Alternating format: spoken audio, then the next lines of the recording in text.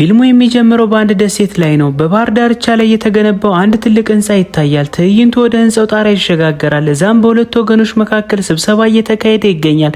ከቡድኖች አንዱ መሪ የዋናው ባለታሪክ የማሲሞ አባት ሲሆን እሱም የማፊያ አባት ነው። ሌላኛው ወገን በህገ ወጥ የሰዎች ዝውውር ንግድ ላይ አብሯቸው እንዲሰራ ሀሳብ ያቀርብለታል። አዛውንቱም ግን በሀሳቡ አልተሳቡም። ረዳታቸውን ማሪዮን ጠርተው ወደ ውጭ ይወጣሉ። በዚህም ጊዜ ማሲሞ በኢንፎርሜሽን መነጽር ወደ ሩቅ ቦታ ሲመለከት ይታያል። እሱም የፎቶ ሹት ያደረገች ያለችውን አንድ ሴት እየተመለከተ ነበር። እሷም እጆቿን ከፍ አድርጋ ፈገግ እያለች ትታያለች። አባቱ ወደሱ መጥቶ ምን እያየ እንደሆነ ይጠይቀዋል። ማሲሞን መነጽሩን ለአባቱ ሰጥቶት ስላያት ቆንጆ ሴት ይነግረዋል። አባቱም እነሱ የአይን ገነት ናቸው፣ ለነፍስ ግን ሲኦል ናቸው ይለዋል። በመቀጠልም አሁን እንደዚህ አይነት ነገር የሚያደርጉበት ሰዓት አይደለም ሲል ልጁን ይመክራል። አዛውንቱ እየተናገረ ሳለ በድንገት ከጀርባው በተተኮሰ ጥይት ይመታል። ሌላኛው ቡድን በአዛውንቱ ቢተኝነት በመበሳጨታቸው ተኩሰው ነበር። ማሲሞን በጥይት ተመቶ መሬት ላይ ይወድቃል። አባቱ ግን እዚያው ቦታ ላይ ህይወቱ ያልፋል። ከዛም አደጋ በኋላ 5 ዓመታት አልፈዋል። አሁን ማሲሞ የአባቱን ንግድ በበላይነት ይመራል። በአሜሪካ ውስጥ በተደረገ ስብሰባ ላይ የቤተሰቡን ሀብትና ንብረት በመታገዱ ምክንያት ተበሳጭቶ ይታያል። ትዕይንቱ ወደ አንድ ሆቴል ይሸጋገራል። እዛም ላውራ ቢል የተባለች ወጣት ሴት ሌላ ስብሰባ ላይ ትገኛለች። ማሲሞ ከስብሰባው በኋላ ተበሳጭቷል። የላውራ ስብሰባም አልቋል። ሁለቱም ወደ የመኪኖቻቸው ገብተው መንገድ ይጀምራሉ። ላውራ በመኪና ውስጥ ሆና ስልኳን ከፍታ ከልክ በላይ ግልጽ የሆነ የተቀረጸ ቪዲዮ ትመለከታለች። በሌላ በኩል ማሲሞ አና ከተባለ ሴት ጋር የተላከለትን ቪዲዮ ይመለከታል። ነገር ግን ደስ ያለው አይመስልም። ላውራ ወደ ቤት ስትመለስ የወንድ ፍቅረኛዋ ትኩረት ለማግኘት ትሞክራለች። ነገር ግን ሰውየው አሁን እየሰራ እንደሆነ ይነግራታል። በመቀጠልም ጠዋት በማለዳ ተነስተው በረራ ስለሚያደርጉ ረፍት ብታደርግ እንደሚሻል ይነግራታል። እሷም ተበሻሽታ ወደ ክፍሏ ትሄዳለች። ማሲሞም ከማሪዮ ጋር ወደ ጣሊያን ይመለሳል። እዚያም በኮኬን የተሞላ ኮንቲነር እንደተጠለፈ ያውቃል። ዶሚኒክ የተባለ የማሲሞ ሰው ከጀርባው ያለውን ሰው እንደሚያገኘው ለቦሱ ቃል ይገባል። ማሲሞ ግን ምንም ነገር ሳይናገር ወደ ህልመኛው ክፍሉ ይሄዳል። እዛም እንደደረሰ የበረራ አስተናጋጇን አንዷን ይዞ ፍላጎቱ እንድታሟላለት ያደርጋል። በሌላ በኩልም ላውራ በፍቅረኛው መገፋቷ ምክንያት ራሷን ለማርካት ስትሞክር ትታያለች። በሚቀጥለው ጠዋትም ላውራ ማርቲን ከተባለ ፍቅረኛዋ ጋር ጣሊያን ይደርሳሉ። ኦልጋ የተባለው ጓደኛቸው በልደት ቀን ለማክበር ሄደው ማርቲን ለልደት ባለቤቷን የሚወደውን መጠጥ አዘጋጅቶ በመስጠት ልዩ ትኩረት ይሰጣታል። ላውራን በቅናት ተሞልታ ወደ መጸዳጃ ቤት ለመሄድ ትወጣለች። በውጭ በኩልም መጸዳጃ ቤቱን ስትፈልግ ከማሲሞ ጋር በድንገት ትገናኛለች። እሱም ጠፋሽ እንደ ህፃኗ ሲል ይጠይቃታል። በሚቀጥለው ጠዋትም ቡድኑ በባህር ዳርቻ ላይ እየተዝናኑ ነው። ላውራና አልጋ በፀሐይ እየሞቁ ሳለ ላውራ ማርቲን እሷን ችላ እያላት እንደሆነ ለጓደኛዋ ትነግራታለች። ሰውየውም ከሷ ይልቅ ለስራዋና ለጓደኞቿ ትኩረት እንደሚሰጥ ትናገራለች። ማርቲን ወደሱ ይመጣል። በህይወቱ ውስጥም ጥሩ ጊዜ እያሳለፈ እንደሆነ ይናገራል። ላውራ ተበሳጭታ ይህንን ቦታ አብረው ለመጎብኘት አቅደው እንደነበረ ነገር ግን አብረው ምንም ጊዜ እንዳላሳለፉ ትነግረዋለች። ማርቲን ግን ልቧ ድካም እንዳለበት በማስታወስ እንድትረጋጋ ይነግራታል። በዛሽ ምሽት ላውራ አዝና በከተማ ውስጥ ብቻዋን በእግር ትጓዛለች። ነገር ግን ትታገታለች። በሚቀጥለው ቀን ጠዋት ስትነቃ ራሷን በትልቅ ክፍል ውስጥ ታገኘዋለች። በሮችም ተቆልፏል። ለመውጣት ስትሞክርና እርዳታ ስትጠይቅ በሩ ይከፈታል። ውጭ ወጣ ስትመለከት በግድግዳው ላይ የሷ ምስል የተሳለበት ስዕል ታያለች። በዚህም ጊዜ ማሲሞ ይመጣል። ላውራ በጣም ደንግጣ ስለነበር እሱን ካወቀች በኋላ ራሷን ስታ ትወድቃለች። በድጋሚ ስትነቃ ራሷን መቆጣጠር አቅቷት ማሲሞ ላይ ትጮሃለች። ለምን ወደዚህ እንግዳ ቦታ እንዳመጣት ጠይቋለች። ማሲሞ ለመጀመሪያ ጊዜ በኤርፖርት ውስጥ እንዴት እንዳያት ሙሉ ታሪኩን ይነግራታል።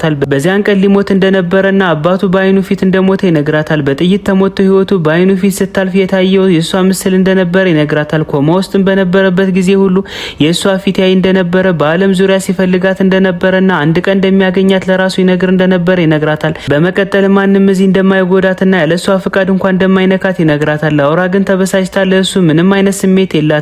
አንድ ሴት እንዲያግተ የራስ ልታደርጋት አትችልም ብላ እንድትሄድና እንዲለቃት ትጠይቀዋለች። እሱ ግን ወደ ጓደኞቿ ብትመለስ ፍቅረኛዋ እያታለላት እንደሆነ ይነግራታል። ማርቲን ሌላ ሴት ጋር እንደሆነ የሚያሳዩ ፎቶዎችን ያሳያታል። ቦርሳዎቿ ከሆቴሉ እንደተወሰዱና ወደ ፖላንድ እንደተመለሰች የሚገልጽ መልእክት ለፍቅረኛዋ እንድትተው ይነግራታል። ላውራ አሁንም አልሰማ ስትል እና ልትታገለው ስትሞክር ማሲሞ ይዛታል። እንዳታበሳጨው ያስጠነቅቃታል። ከዛም አንድ ሀሳብ ያቀርብላታል። በእሱ ፍቅር እንድትወድቅ 365 ቀን ይሰጣታል። ከእሱ ጋር ለ1 ዓመት ሙሉ ከኖረች በኋላ አሁን ለእሱ ምንም አይነት ስሜት ካልኖራት እንድትሄድ እንደሚፈቅድላት ይነግራታል። ላውራ ሽጉጥ አውጥታ ልተኩስበት ስትል እሱ በድጋሚ ይዛታል። እናም ከግድግዳው ጋር ያጣብቃታል። በዚህም ጊዜ ማሪዮ መጥቶ ስለ አንድ እቃ ማድረስ ይነግረዋል። ማሲሞ ላውራን እዚህ ትቶ ከጉሶ ቤተሰብ ጋር ያለውን ጸብ ንግዱን ስለሚጎዳ ስብሰባ እንዲያዘጋጁ ያዛል። ከተወሰነ ጊዜ በኋላ ማሲሞ ከአንድ ትልቅ ሰው ጋር ሲነጋገር ይታያል። ይህም ሰው ህጻናትን ለሴክስ ንግድ በመሸጡ የተቀጣ ነበር። ላውራ ከቪላ ቤቱ ለመውጣት ስትሞክር ማሲሞና ሰዎቹ ያንን ሰው ሲገድሉት አስፈሪ ትዕይንት ታያለች።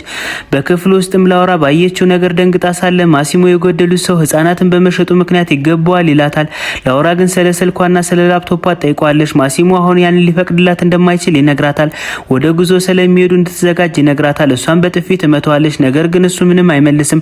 ሸምታለች። በነፃ በህይወቷ ልትገዛቸው የማትችላቸውን እቃዎችን ይገዛላታል። ላውራ ለማምለጥ ብትሞክር ማሲሞ ይዛታል። መሮጥ ከተፈለገ ጫማሽን ቀይር ይላታል። ላውራ ያለሷ ፍቃድ እንደማይነካት የተናገረው እውነት መሆኑን ስትጠይቀው እውነት እንደሆነ ይነግራታል። በዛም ምሽት አብሮ ራት ይበላሉ። ላውራ ምግቡ ደስ ስላላት አያቷ የተሻለ ምግብ እንደምትሰራ ትነግረዋለች። ስለ ንግዱ ስትጠይቀውም ሆቴሉ ምግብ ቤቶችና ክለቦች እንዳሉት ይነግራታል። በዚያም ጊዜ ማሲሞ ከቪዲዮ እና ከአና መልእክት ይደርሰዋል።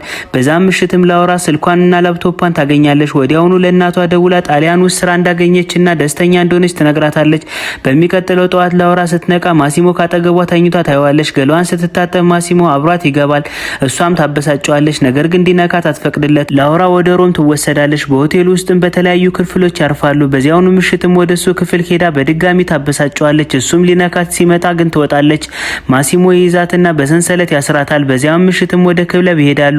ላውራ በጣም ግልጽ የሆነ ልብስ ትለብሳለች። ይህንንም ማሲሞ ያበሳጨዋል። ከጠላት ማፊያ ቡድን አባል ጋር ስደንስ ማሲሞ ይበልጥ ይበሳጫል። ሰውየው እጁን ሊያሳርፍበት ሲሞክር ማሲሞ ወጥቶ ያድናታል። የልጁን ቤተሰብ ሙሉ በሙሉ በክለቡ እንዲወጡ ያደርጋል። በሚቀጥለው ጠዋት ላውራ ስትነቃ በመርከብ ላይ እንዳለች ታውቃለች። ማሪሞና ማሲሞ ሲነጋገሩ ታያለች።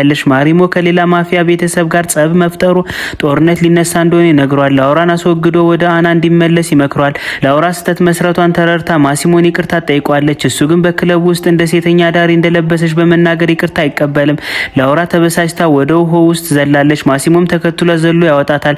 ስትነቃ ማሲሞ ከአጠገቧ ታገኘዋለች። ህይወቷን ስላዳናት አመስጋኝ እንደሆነች ትነግረዋለች። እሱም በፍጹም ሊያጣት እንደማይፈልግ ይነግራታል። በዛም ምሽት ሁለቱም የፍቅር ግንኙነት ያደርጋሉ። በኋላ ማሲሞና ላውራ የጭንብል ፓርቲ ላይ ይገናኛሉ። እዚያም አና ላውራን ታስፈራራታለች። ማሲሞ ከአና ጋር ይወጣ እንደነበረ ነገር ግን ላውራን ካገኘ በኋላ እንደሚተዋት ነግሯት እንደነበረ ይናገራል። ከፓርቲው በኋላም ሁለቱም በድጋሚ ፍቅር ያደርጋሉ።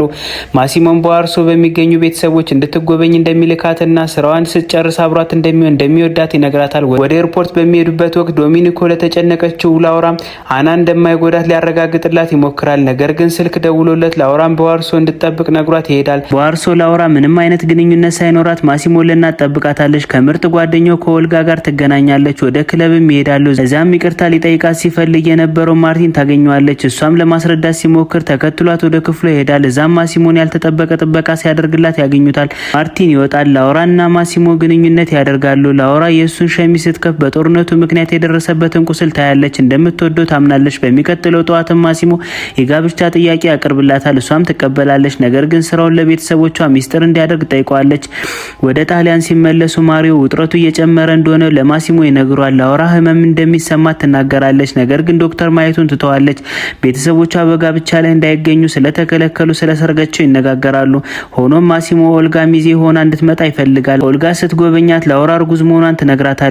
ኦልጋም ስለ እርግዝናዋ ለማሲሞ እንድትነግረው ትጎተጎታታለች። ላውራ ለማሲሞ ደውላ በእራት በኋላ መነጋገር እንደሚችሉ ጠይቀዋለች። በዚህ መሀል ማሪዮ ከጠላት ማፊያ ቡድን መረጃ ሰጪ ዘንድ ስልክ ይደርሰዋል። ጠላቶቹ ላውራን ሊገድሏት እንደሆነ ይነግሯል።